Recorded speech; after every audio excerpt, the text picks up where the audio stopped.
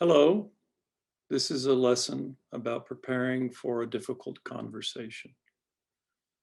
So what do I mean by difficult conversation in this context?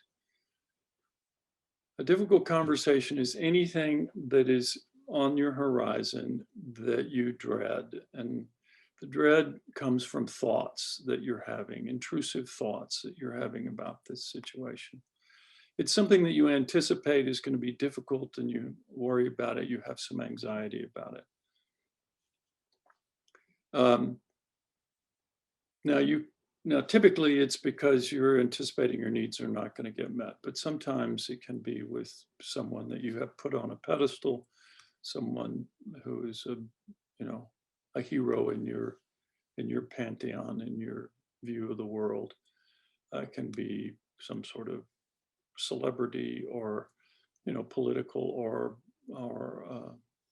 intellectual or movie, theater, so on. And the results of these clusters of thoughts, intrusive thoughts, which I refer to as enemy images, a term I got from Marshall Rosenberg, is that these enemy images, these clusters of thoughts that I have about this person, typically, except for that situation where I have someone on a pedestal, it's typically a series of negative judgmental thoughts about this person. It's about them being wrong or bad or deserving judgment. And examples are, oh, so-and-so is such a jerk. She has something against the people in my department. I have no power. I'll never be as good as she is. The performance reviews are so pointless and a waste of time. And if you're inside my head, they are much more judgmental and much more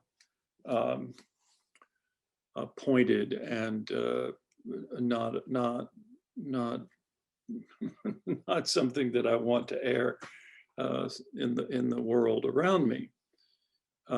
And so how do these impact me if I'm having thoughts like this?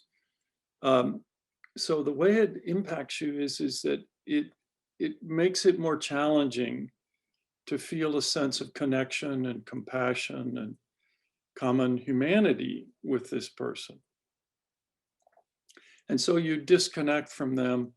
It makes the difficult conversation more difficult, and it reduces your influence. It reduces your influence with this person, your power effectively with this person, the capacity to connect, to engage, to build trust and collaborate with this person. And you might say, well, if I don't say it to anybody, what difference does it make? And this is this idea of leaking that I got from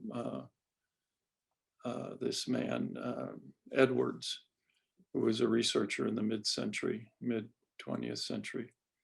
And the marvelous videos that he did in the Indian nations in the southwestern United States of classrooms of students. And we communicate our body language, and there's been all sorts of other research since then and we sync up. When we're with a group of people, we sync up with them. And if you have these kinds of judgments, it's unlikely that you're going to send the signals of positive evaluations or the signals for connection. So if I walk in and I'm thinking, oh, this person is, a waste of my time, that leaks. And the way it leaks, it's not some sort of through the ether and woo-woo, but it's through micro movements, body language. They've taken videos of this and high-speed videos and then slowing them down. And you can do the research on this kind of thing. Tone of voice, facial expression, choice of words, and so on. Other people pick up on these clues unconsciously or consciously, and they receive a message of disapproval. They don't know exactly what you're thinking about them, but they get this sense of disapproval. And not only are you affecting them, but when you have thoughts like that, it doesn't feel good in you. What you think, what you hold in consciousness will generate feelings consistent with those thoughts. So if I'm having an idea that this person is blah, blah, blah, then I'm going to have negative feelings consistent with those thoughts. And then I don't enjoy them. And so I want to change them if I can, and to transform those thoughts so that I can enjoy my life. My feelings are a big part of how I enjoy my life. And I want to enjoy even these difficult situations. I want to be able to be present and to be able to marvel at the interesting opportunity and my capacity to use this as practice and to learn, and that might be something that you would do. So I don't like the feelings that these enemy images, these thoughts that I'm calling enemy images, create in myself, and I don't like. And I want to transform those. So what can I do about it? So I have an exercise, preparing for a difficult conversation exercise. And it's a 3-part simple kind of thing. It's focusing on yourself first, focusing on the other person, not with them present, but as a practice. And then doing some reflecting upon this, which I call learn, and then some future planning, learn, plan, and then you may want to actually practice the difficult conversation, which is the companion exercise to this. You prepare for it, and then you can practice a difficult conversation.